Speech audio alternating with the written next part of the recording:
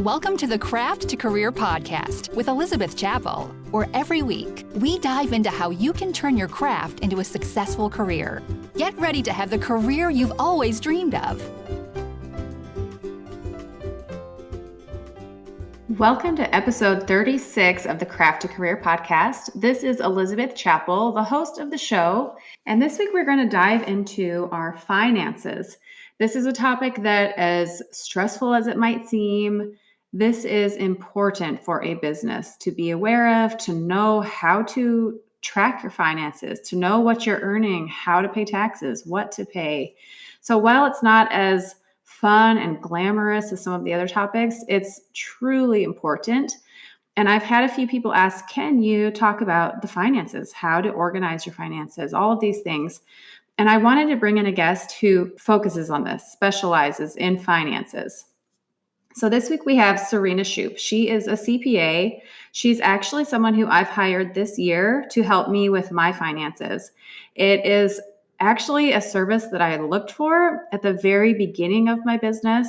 I didn't know where to find someone who did this kind of thing. And I have now found someone who all I have to do is check in every month and see how my finances are doing. She's able to take all of my expenditures, all the money coming in, and tell me where things are. We're even going to chat about ways where I can save money and cut back on expenses. So I'm really excited to have Serena as a guest. She knows all the things like you can write off this amount of money for a gift and, all the nitty-gritty things. And so today I have a list of questions that come from new business owners. And so you are bound to have your question answered here. And if not, on the odd chance that you have more questions that weren't answered in this podcast, you'll find out who Serena is and how to get in touch with her. Plus, there is a link in the show notes at quilterscandy.com. If you go to episode 36, Finances, How to Get Yours in Order with guest Serena Shoup, you'll also see some notes to go and contact her, but also listen to a podcast that she references in this podcast where she'll talk on a few more things. So this week is more of the nitty-gritty, details of a business, but it's foundational. I mean, you really, to have success as a business owner, if money is involved, which it is because it's a business where you're selling things and taking money in, this is a must listen to know-how for you as a business owner. Before we jump into our chat with Serena, I am excited to read this week's review. It comes from Apple Podcasts, and it is from Chap800, and it says, I love this podcast. I love the holistic approach Elizabeth uses in her podcast. Not only does she talk about how to set up my own business, but she also has episodes about self-care because she knows a business is more than the numbers and process, but about taking care of ourselves in the process. She's fun, engaging, and I'm learning a ton. So thank you, Chap800. And yes, a business is so much more than just the numbers. And it really is about who we are as people and who the people are that we are serving. And one of those, with that in mind, I'm excited to be doing a little giveaway to my podcast listeners. So with this self-care in mind, taking care of ourselves, I am going to be giving away a lot of my favorite drink. It's Mixer's brand, and I have some Mixer's greens. It's like a mixture of broccoli, and I don't even know all the greens that are in there. Your daily greens in a yummy pink grapefruit flavored drink. You just mix it with water, drink it. It's delicious.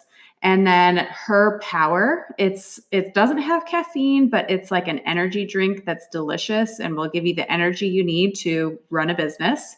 And Her Multi, it's a multivitamin in a yummy flavored drink.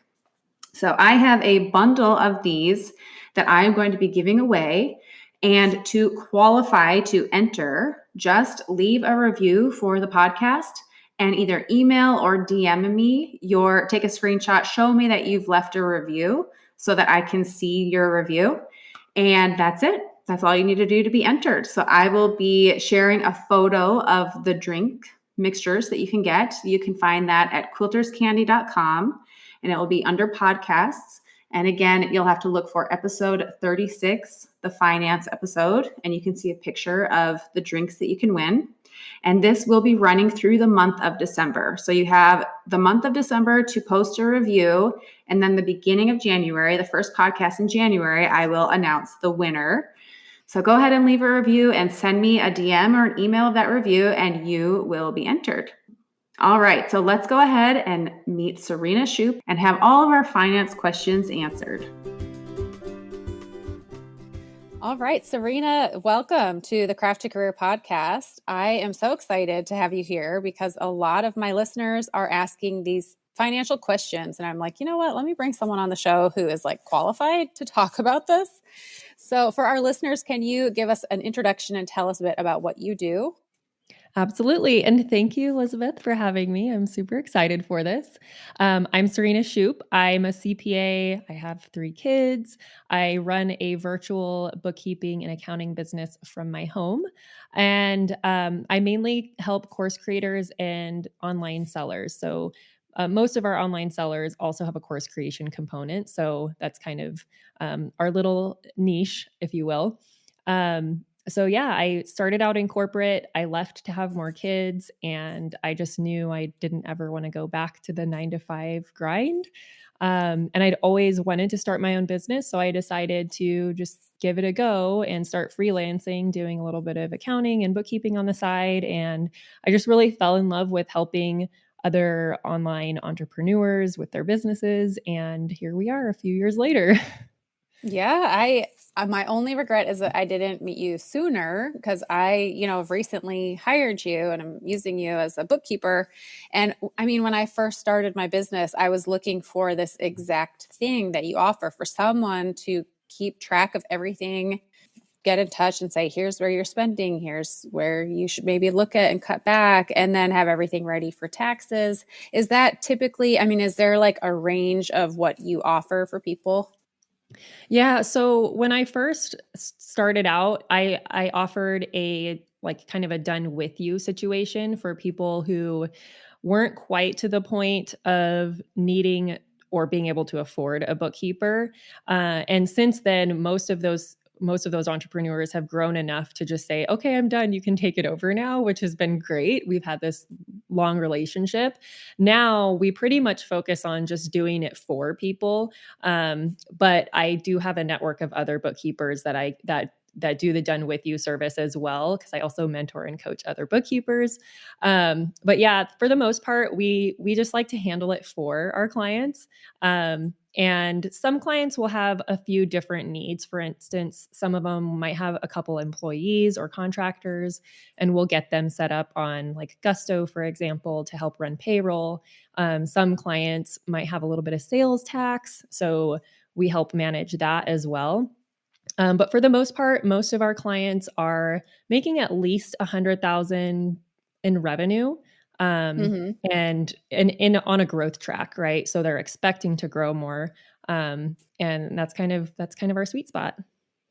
Nice. Very cool. So for those who are starting out, well, that's great to know too, that you can refer people to someone else if they're not quite ready to hire you. But for those at the very, very beginning, there's a lot of questions around bookkeeping. So I am just going to ask you some questions and see if we can get some guidance here. Sure. So, all right. What are the basic must-knows or helpful tips for successfully managing business finances? So I would say first things first, as soon as you decide to open a business, you also need to open a separate bank account. And that's going to help you just really keep things organized and make it easy for if you do hire a bookkeeper, they'll be able to easily know that everything that came through that account is a business expense instead of having to comb through it with you and ask you transaction by transaction. What was this for? Is this business? Is it personal? It's just way more straightforward and easy if you separate your business and personal finances. So I would say that is step one, must have. The other thing is to actually look at the transactions in your bank account and manage them. Make sure you look at those numbers. So monitor what's coming in that business bank account and what's going out of it, because sometimes there is maybe fraud, or maybe you get double charged for something. And if you're not watching those transactions, just like your personal finances, I hope you're all monitoring your bank accounts. You want to treat your business the same and just make sure you're not being overcharged for things or having duplicates or, God forbid, actual fraud. And then the third thing is to just keep receipts for everything. There is Okay. a requirement from the IRS to have to keep track of anything over $25, but I like sometimes it's hard to remember like what's the threshold, so just keep everything. And then one of the really important things to track is if you are spending on food, meals, or whatever, and travel, is to actually document on the receipt, like physically write it on the receipt what the meal was for. So if it was meals for you while you're traveling, make a note of that. If you're taking a client, a customer, or maybe someone you collaborate with, if you're taking them out for coffee or a meal, just write out on the receipt who you were taking out, what the purpose of that meeting was.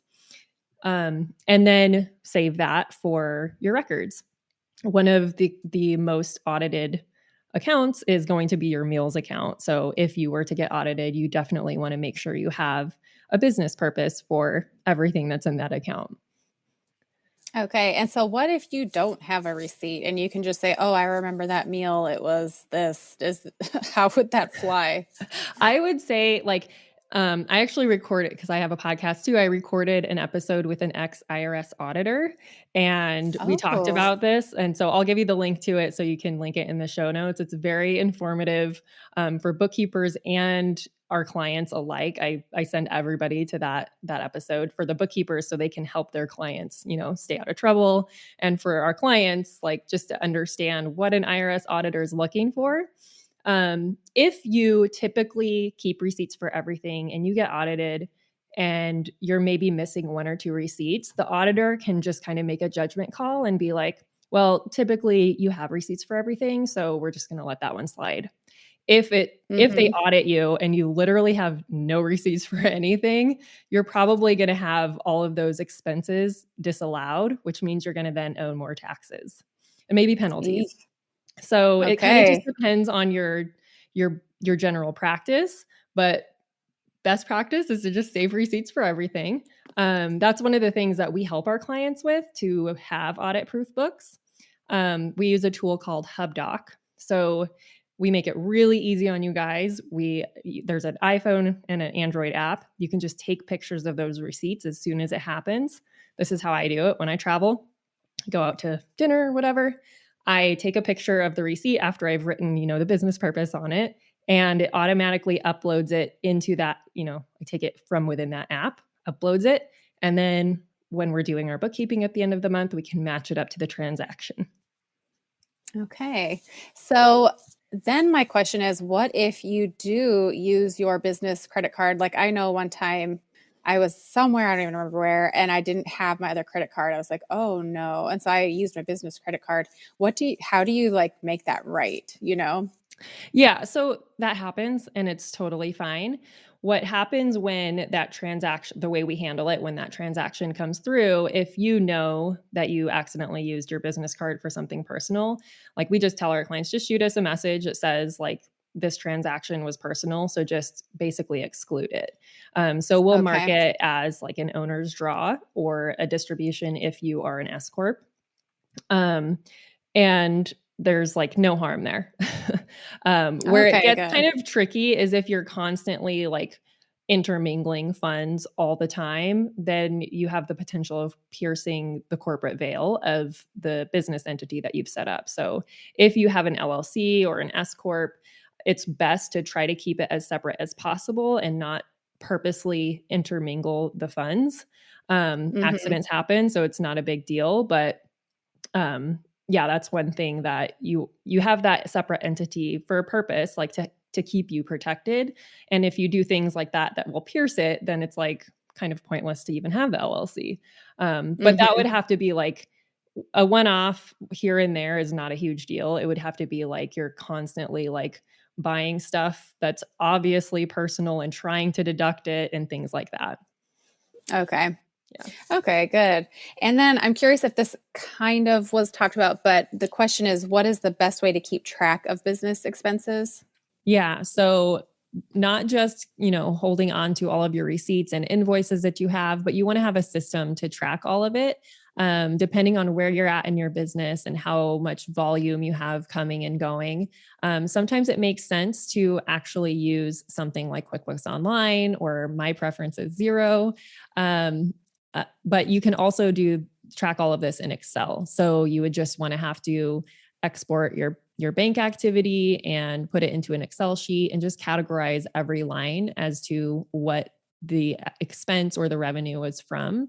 And then if you're Excel savvy, you can do like a pivot table or something to summarize the data and then get a better idea of your total revenue and your total expenses, which is going to give you your net profit or loss. Okay. So, yeah. How many people, if you had to guess, know what their profit is in their business? Probably, well, it depends on the group of people you're talking to, right? I would say it's pretty common, especially in your first couple years of business, to not really understand. A lot of people might not even understand what profit is, right? So, especially if you're not tracking anything, if you don't have a system to track it, you're likely not going to know your true profit. You might have a ballpark figure of like, well, I know this much money came in my bank account and this much money has gone out. Typically what your profit is what you're paying yourself in most small businesses. But if you have debt or something like that, the profit number kind of gets convoluted for people because your debt payments are going to come out of your profit, but you feel like you don't have a profit because you're paying down debt, if that makes sense.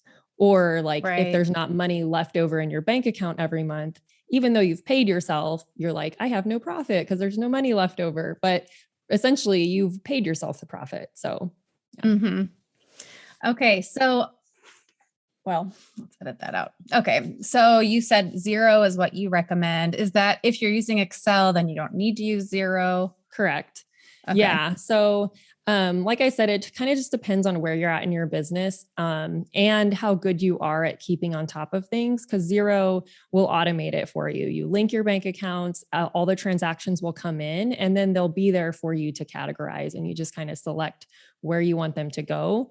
And then the step that we do for our clients is we set all that up and we categorize things for you. We might have questions at the end of every month if there's like a new expense that we've never seen before, and we can't figure it out on our own. But then we take it a step further. We reconcile to your bank statements because sometimes the bank feeds are wrong. Sometimes there will be a gap, like maybe they broke, we have to reconnect them. And so we always like to look at the actual bank statements to make sure we've captured everything. So you're not missing out on any business deductions and all that good stuff. And then we look at your summary reports, right? We look at your profit and loss, your balance sheet, your cash flow statement. And then we like to meet with our clients and let them know what all of that means. Mm-hmm. So it's like more useful, right? So you can make decisions in your business. So how does it work with taxes? Do you recommend people set aside a certain percentage for tax, or what does that look like? Absolutely. Especially if you're new in business and you have no idea how the year is going to shake out, I recommend, and I even recommend this for seasoned businesses as well, all the money that comes in, just as soon as you get like a big deposit from Stripe or PayPal or whatever, you just take a percentage of that whole deposit and put it into a savings account. And I recommend 10 to 15%. And that's going to be of your revenue. So the gross amount that comes into your bank, taking 10 or 15% and just setting it aside for the end of the year. If you're working with an accountant, they might give you quarterly estimates to make. So you would take them out of that savings account that you're building up all year. So you'll see it grow and then it'll deplete when you make those estimates. But yeah, I highly recommend doing that because it's like out of sight, out of mind. And then at the end of the year, it's really exciting when you're like, I have $10,000 or whatever in a bank account that I know I can use to pay my taxes. And if we end up not making as much profit as we anticipated, or maybe we overpaid a little bit on our estimates, at the end of the year, when you file your taxes, you might not have to take anything extra out. So you can use that to maybe put in your 401k or your IRA or something, or invest back into your business. So Okay. that's And exciting.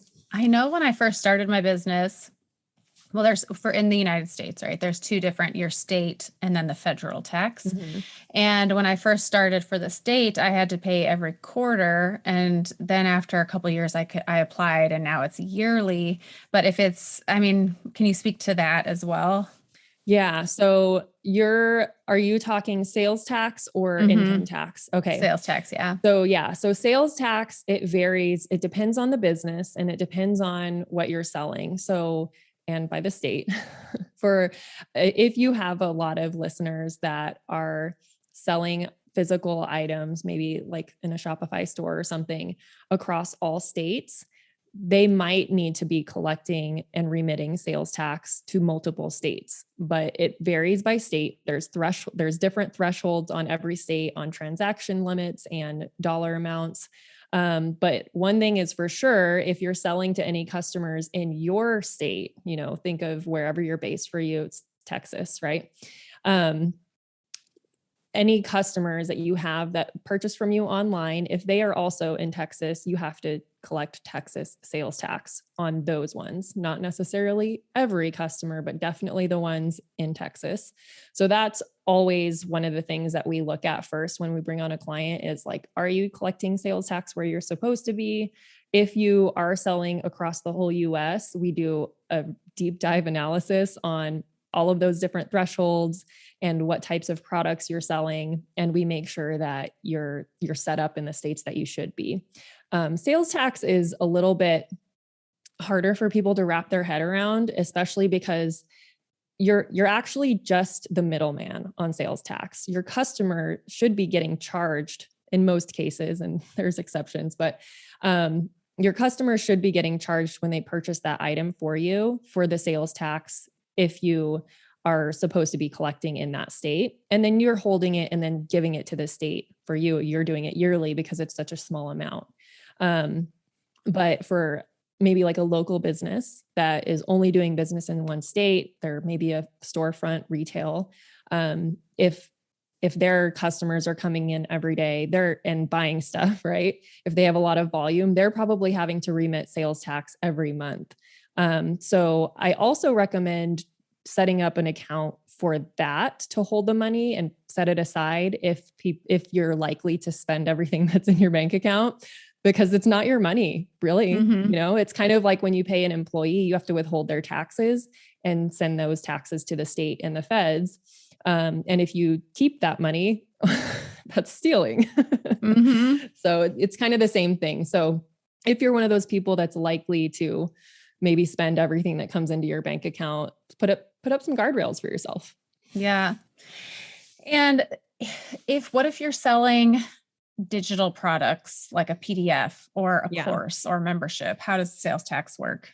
So that's another thing that's fairly new is, the states are finally catching on to the businesses that are doing things differently. Everyone's had to pivot, especially through the pandemic, and there's a lot more of the digital products being sold. So quite a few states now do require that you charge sales tax on digital products, and they all have different variations of definitions. But in general, you would assume that if it is a state that requires sales tax on digital products, the general definition is something that's like a pre-recorded video, or they have access to the replays, PDFs, like digital patterns, for instance, things like that. If it's, kind of reusable, it's considered a digital product. What wouldn't be a digital product and require sales tax is like live coaching, right? If you're doing one-on-one coaching with someone and you're just doing a Zoom call and it's live and it's not like really in a course format, you can probably get away with not charging sales tax on it. But always check your state's rules. And if your client is in a totally different state and that's your only client there, you're likely not going to need to do anything because you're probably not going to hit the threshold. So if you ever have a question about it, it's definitely there's some great resources on TaxJar and Avalara.com with information about digital goods sales tax, or you could do a Google search, but it's always changing. So it's always something that you kind of just want to be aware of as a business owner and seek out help if you need it. I will say there's more taxes than I realized. Like my friend who told me about you after we first met, she's like, so how are you doing? How do you feel after finding out about the taxes that you owe? I'm like, very good.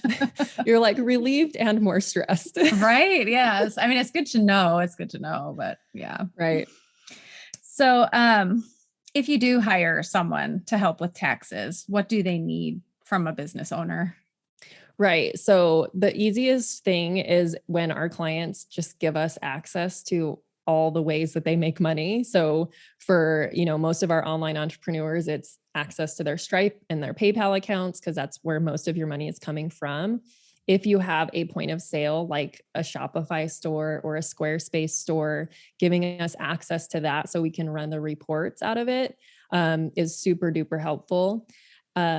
That way we don't have to bug you as much and we can just run the reports that we need. Most of those platforms have the ability to just grant certain access. So you're not going to be giving your bookkeeper access to refund customers and actually move the money around. It's really just like, usually there's like a reporting access or a statement only access. And that's usually all we need. And it protects our clients, it protects us because we don't even have access. We can't accidentally screw anything up. So, but we still have the information we need. So that's probably the biggest thing. And we totally recognize that it's intimate, like to give us access to all your bank accounts so we can see everything that's happening. It's nerve-wracking, right? It's personal. So we totally get that. I know that was when I first hired you. I'm like, I feel very naked all of a sudden. Like, here's so everything. Yeah. Take a look. Tell me what you think, Yeah. It's funny. Like there's a lot of clients that we've had that, because we know everything about them financially, they just feel great about sharing everything personal too. And it's fine. It's like we're therapists. It's cool. You're like the hairstylist who hears everything. Pretty much. Yeah. There is something to that though. I mean, I feel like you know me better than most people because you see everything I buy, so. But there is literally no judgment here. Because for us, we're not judging the numbers. We're just recording them and helping you make decisions around them. So helping you make data-driven decisions, right? There is zero judgment about any of it. So if you have a good bookkeeper, they'll say the same thing. Yeah. And okay, someone had a question, and I actually think this is a really good question. So if you're doing business out of your home, what can you claim as like a tax write-off? Yeah. So there's the home office deduction, and there's a couple ways to determine that. I would recommend, honestly, just always working with a tax pro and having them walk you through which one is the better option. But you can do like a percentage of the square foot of your home. So if you have a home office that's, 20 or 100 square feet, say, out of 1,000 square foot home, you can deduct 10% of your, like the cost of maintaining your home. So your mortgage interest or your rent, your utilities, all that kind of stuff. So you would definitely want to track all that stuff, but you wouldn't track it in your bookkeeping software for your business, but you just, do an Excel sheet or something and have the totals for your accountant. The other one is kind of like a standard $300 or something for the home office deduction if you don't want to do the square footage percentage. Generally, especially if you have a bigger bills, it's more beneficial to do the square footage option. So that's one of them. The other thing is we all do so much business from our phones. Your cell phone is, I personally only deduct half of it because my daughter has a line on my cell phone bill. So I don't deduct the whole thing because she's not part of the business. But if it's just you on your phone bill, you can deduct 100% of it for your cell phone, because let's be honest, the majority of the stuff we do on our phone is for our business nowadays. That's true. Okay. I did not know that. That's great. Yeah. So that's one of those things that if you're the only person on your phone bill, you might just want to like start paying it from your business credit card, or your business bank account. That way it's in there every month. You don't have to remember to submit it or anything. True. And what about gifts what are some other items that people should consider or think about? So gifts is one of the things that tends to happen a lot in our space. Like I gift things to my clients, especially when we get new clients, or if a client gives us a referral, we send them a little something. The IRS rules are $25 per person per year. So technically, we can only write off $25 of that gift. The whole thing is a business expense, but it's not necessarily all tax deductible. So yes, I'm going to run the whole thing. If it's $100, I'm going to pay for it through my business bank account. But at year end, if you categorize things properly, we'll have an account that says gifts. And so we'll look through that account at the end of the year, or your tax accountant will, and they'll decide, okay, well, there's maybe $1,000 of gifts in here, but we're going to find out how many people the gifts were actually for, and just do the, 25 times whatever number, right? You can get around it being a gift expense, or, the gift limit. If it has your logo on it, then it can be considered marketing. And the other thing with gifts is there's an exclusion for anything that's considered entertainment. So if you're gifting them movie tickets or tickets to a baseball game or something like that, that would be disallowed altogether. So you can still do it and pay for it through your business. Just know you might not get the deduction if it's more entertainment. What you said about dinner, though, that's technically allowed because it's not entertainment, it's meals. So if there's food involved and it's all food, not just a portion of it. So like the meals and entertainment stuff is kind of tricky. Like you definitely want to look at the rules on that. But for the most part, if it's all, if it's a gift card for a restaurant or something, that's still a gift. But if it were a gift card for like movies or something, the movies, that's definitely entertainment. So there's always going to be a gray area. Yeah, there is. There really is. And I tend to and the answer is always out. It depends. Yeah. Darn it. Yeah. So, okay. The next question is, if you don't have a large nest egg of money ready to go to set up a business, what's the best way to start? Should you get a small business loan, or just start small and work to a bigger business? Again, it's one of those depends thing. It really depends on your risk tolerance and how much pressure you can handle. So if you go and get a business loan, there's a lot more pressure to actually achieve the projections that you have to submit to be able to get a loan. And then that's the whole other thing. If you're going to go get a loan, you have to have a business plan. You have to have a budget or forecast set out for the next, 3 to 5 years, so that the lender knows that you actually have a plan for that money and it's realistic and achievable, which we've done for clients. I have a client that is opening it's kind of a random industry, not with most of our clients, but it's a yoga studio and a cafe. So there's going to be like a little cafe with juices and smoothies and tapas, and then a really upscale yoga studio attached. So most of the traffic she's going to get is from the cafe, and then they'll be like, oh, look at this beautiful yoga studio. So it's pretty genius. We were able to secure a $500,000 loan for her to open it, build out, and do the whole thing. So it is possible, but there's a lot of pressure that comes with all of that. Right. So it really depends on what you have the stomach for. And you can always do it depends on the business too. If you don't need to open a studio and a cafe, there's a lot of expenses up front. You have to build something out. You have to buy the equipment. You have to hire employees to run it before you're ever open, so you can train them. But if it's an online business, you really can start with nothing almost.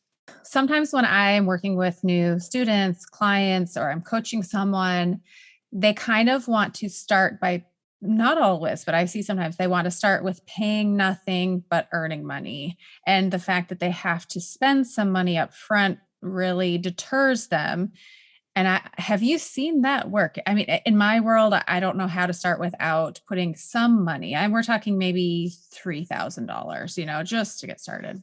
Yeah, that's where I would say, that's why I said like almost nothing, because there's always going to be some sort of expense up front, depending on what your business is. Like, for example, when I started my virtual bookkeeping business, I needed a new computer. Mm-hmm. I needed one that was going to work. Right. So that was an initial cash outlay, a couple grand. Right. I also, as soon as I got my first client, I needed business insurance, and that was another $1,000. So there's always going to be certain things that you do absolutely have to spend up front. And if you really don't have anything, but you have a credit card, sometimes that's what you need to do, because you have to make, if you're going to make the money, it's worth it. And then as you start to make a little bit of money, you like pay that down, right? And maybe invest in more things to help you run your business, whether it's a coach or a course or something that you're going to get a return on your investment. So it's just kind of evaluating the benefits and the risks and what you have the stomach for again. Mm-hmm. Okay.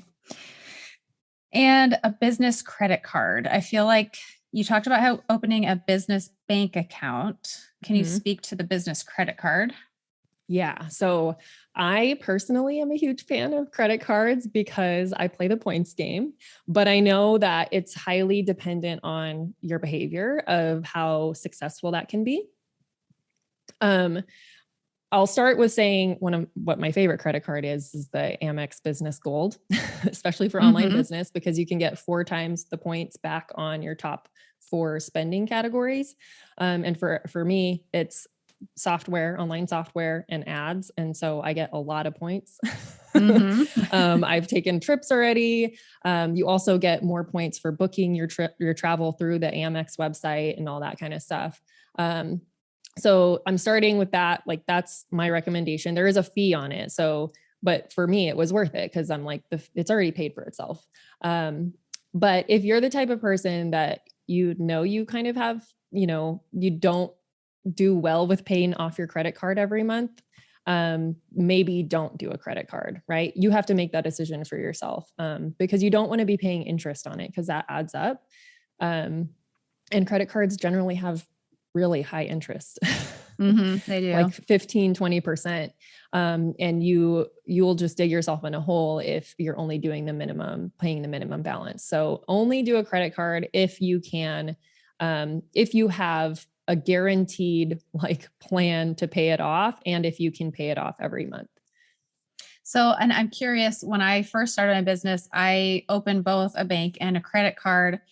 So in my mind, I can't wrap around, if I didn't have a separate credit card, how would I separate? You just have to go through every month and separate the personal from the business expenses. Yeah, that is my advice for opening a separate bank account, is kind of the same as the credit card. So if you want to get points for spending in your business, definitely open up a separate business credit card as well. Because like what you just said, it's going to be a headache to try and separate things. If it's like a one-off thing where you're like, I'm only going to buy my computer on my personal credit card, but it's a business expense. So you still save that receipt, you still enter it in your system. It's just called like an owner's contribution or, owner's investment basically in the business. And that's how you would record that. And that's okay too. Like if you're like, I don't want 2 credit cards, or you don't want to damage your credit score by applying for another credit card, then that's okay to do that too. Just, I would not get in the habit of mingling them. Yeah. Okay. And then now tell me, I don't know if this is something that you're familiar with, but I've got this question here from a student that says, pricing your products and knowing what a good ratio is for that, taking into consideration expenses in production, shipping, etc. What percentage is good to plan on keeping as a profit? So if it's a physical product, you still want to have, a decent profit. I would aim for over the whole business. So your your cost of goods sold and your overhead. So like if you have, your bills, your rent, whatever, that type of stuff that you're paying for from the business, I would still aim to have at least a 30 to 50% profit. Your gross profit is going to be the difference between your revenue and just your cost of goods sold. So basically, your cost of goods sold is what goes into actually delivering that product to your customer. So that would be your shipping, the, raw materials, or, for your audience, it's going to be fabric and thread and all that kind of stuff. So that would be like what actually goes into getting the product to the customer, including the shipping. So that, if you want to achieve a bottom line profit to pay yourself 50%, you want, that to be even a greater gross profit, right? So probably like 75 to 80% gross profit, which means your cost of goods sold should only be 25 to 30%. Okay. Yeah. Okay. So I do know about that. Good. I'm glad. Yeah. And how can you be sure to gain enough personal income for your time, efforts, risk, all of that? Yeah. So that's where having that kind of benchmark of try to make at least 50% of, plan on taking 30 to 50% of your total revenue home. And also set aside for taxes. So that's where, I don't know if you had this on your list of questions, I can't remember, but that's where profit first comes in really handy for a lot of our clients. So if you're not familiar with it, it's kind of like the envelope method, but for business, and you use bank accounts instead of cash envelopes. So that's where I said at the beginning of the episode, to just take 10 to 15% off the top when you get a deposit into your bank account and put it aside for taxes. That's one of the aspects of profit first. The others is an account for owner's pay, for paying yourself. So ensuring that you're paying yourself, and then another account for profit. So on top of paying yourself, you want the business to be profitable, so that you're building an asset. So if you ever wanted to sell in the future, if you've taken and depleted all of the cash out of the business to pay yourself, it doesn't look as profitable. So you always want to have a small percentage that really is just profit. And then the other two accounts are going to be your operating expenses. So basically the account that you're paying all of your expenses out of, your software, your fabric, all that kind of stuff. And then the fifth account is going to be your main account. It's your income account. And so you would link all of your payment processors to that income account. So all the money comes into one account and then you divvy it out. So at the end of, I do it every 2 weeks, the same day I run payroll. So I look at that income account, I see how much is in there, and I divvy it up according to different percentages into all the other 4 accounts. And that is really good, especially if you aren't great at keeping up on your bookkeeping. You still have a good pulse on where all the cash is in your business, right? So and it's also really good for people that have a lot of emotions around money or have a lot of issues with self-control and like spending it. So it's like the tax and the profit are out of, they're in a savings account. If you are one of those people that do have a hard time seeing money and not spending it in your bank account, for those people, we recommend having it at a completely separate bank. So it's not in that, like when you log in to look at your bank accounts, it's not adding to that total. It's kind of out of sight, out of mind until year end or quarterly when you need it to pay your estimates. Okay, this is interesting. Do you have clients who have a hard time not spending money that's in their account? For the most part, not really, but they still like the profit first method for that security and like watching the profit account grow and watching that tax account grow. And it really does put guardrails around things, because sometimes it's not necessarily like they have a hard time not spending it because it's in their account. It's more like, oh, there's this coaching program and their marketing is really good. I think I need it. And it's like, yes, but that money is not in your operating expense account. Would you like to designate another account? So that's when we start adding more accounts, designating another account for coaching or strategic investments. I have another account called annual expenses because I buy a lot of software on the annual instead of monthly because you save that way. But every month I'm still setting money aside for when those renew. Smart. Okay. Yeah. This is getting me excited for our call tomorrow because I have questions on these very topics. So yay. Yeah. Okay. And then, well, and this is interesting as well. I had someone who I was chatting with a while back and they had a business that was a year old. So one question is it normal to not see a profit in the first year? Absolutely. Okay. So that we'll talk about that. And then second, she also didn't know, she was like, I'm selling out of all the products that I'm selling, but I'm not having a profit. And I was like, why? And she's like, I don't know. So is that a case of not keeping records? I mean, it could be kind of like we talked about earlier, like maybe she's actually taking money out to pay her personal bills or whatever, or pay herself. And she's not really considering that that is her profit and that she is making money, but she's just taking the money out to live off of. If she's expecting to have money left over in the business, that's where that profit account really helps because it's a very small percentage. Like if you're just starting with profit first, I recommend just doing 1% to that profit account. And it seems really small, but every quarter we adjust and we increase that by another percentage point. And then as your revenue grows, that 1% changes from $10 to maybe $1,000, depending on, what your revenue was for that month. So that account starts to grow. And then you start to like see, oh, I actually do have a profit other than what I'm paying myself. So I would recommend her starting that methodology. Even if whether she has a bookkeeping software or not, you can still do the profit for you can still set up the accounts, just start small.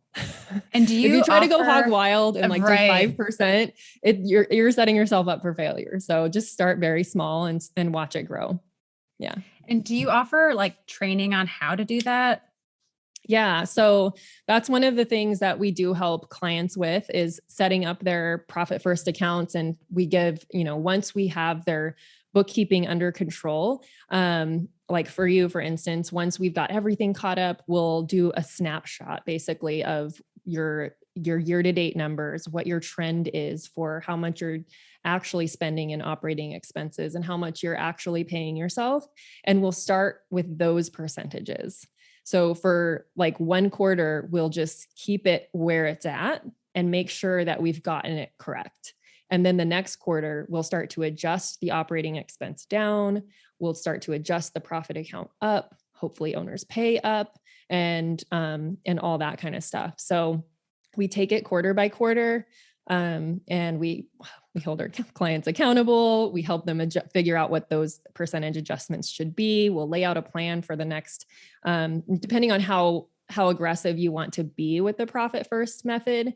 We can lay out a plan for 4 quarters, so a year, or we can do an 18-month, 6-quarter plan. So it's less aggressive, right? Because really when you start small and you do incremental changes, it becomes better to build the habit. So with any kind of habit building, like you don't want to just like jump all into the deep end. You want to kind of start small. Yep. Otherwise you fail and you feel like, well, I can't do anything then. And Yeah. Okay. Well, I think those are all the questions that I have here. Let's see. Is there anything? Well, are there any topics that you have seen people ask that I didn't ask that you're like, oh, you should be sure to think about this? Not really. Those were really great questions. And I'm excited. I'm really glad that you fielded questions from the audience and, or maybe it was just one person you had a conversation with. I don't know, but either way, they were great questions. It's great to be able to help answer those because it's really nerve-wracking to meet with an accountant or a bookkeeper, and not every bookkeeper is created equally, right? Or accountants. Like I know I wouldn't want to meet with an accountant that's like in a suit and tie, someone more casual, that's not going to make me feel judged. So I would say that's my only other recommendation is you don't have to go with the first bookkeeper that you see or that someone recommends to you if you don't feel good about it. Like if there's something that rubs you the wrong way about them, there's a reason. So keep looking because there's lots of great bookkeepers out there. There's lots of not so great bookkeepers. And I think the other aspect is I think it is important to find one that is familiar with your industry. So there will be less questions every month about every transaction. Yep. And all that kind of stuff. And they can help you, because every industry kind of has their own peaks and valleys and cycles about how things run. So like with online courses, you have launches and things like that, which are not the same as a brick and mortar store, right? Every business is a little bit different. So it's helpful to have an accountant or a bookkeeper that understands your industry. Yeah, that is true. And you mentioned you have a podcast. What is it called if people want to go check it out? It's called the Ambitious Bookkeeper Podcast, and it's mostly dedicated to other bookkeepers. But like I said, I did that episode with an ex-IRS auditor. So there's generally still good business information, but it is more focused on bookkeepers. I mean, I cannot be the only small business owner that's like, I'm for sure going to get audited and I'm for sure going to jail. Like this is happening. Is that a common fear that people have? Absolutely. And I would not be so worried about getting audited. And honestly, if you are really nervous about that, hire a bookkeeper, because that'll set your mind at ease if you have the right one, right? And just keep track of receipts, have good intentions, don't try to do anything shady, and I think you'll be fine. Okay. Yeah. Thank goodness. Well, thanks so much for being here. And if besides your podcast, where can our listeners find you? Yeah. So I'm on Instagram at Of Course Bookkeeping. I'm on LinkedIn, Serena Shoup. And my website is ofcoursebookkeeping.com. So any of those places you can find me. Awesome. Well, thanks so much for being here. Great. Thank you. Thank you so much, Serena, for being a guest on the podcast. It was so enlightening for me to hear this. And as much as like finances can be stressful and like, oh, I don't really want to talk about it or look at it, I just want to have things work out and not think about it. It actually is really empowering and invigorating to look at your numbers, to see where you are and what you're doing. I can't say enough about knowing where your money's coming in, where it's going out, and the things that you track are the things that grow. So knowing we need to be aware of the finance aspect of our business. It's like I said, it's the foundation of the business. And thank you so much, Serena, for answering those questions. Next week, we are going to have Lynn Lee of Lamb and Loom Fabrics. She has an online fabric shop, and she's going to share how she's had success with her business and share a few tips that are really going to help you small business owners out there as well. So be sure to join me next week. Also, be sure to leave a review for the podcast. Send me a DM with a screenshot or an email letting me know where your review is. And you will be entered to win the Mixers drink bundle that I'm giving away. So you have till the end of December to do that. And I will see you next week. Take care.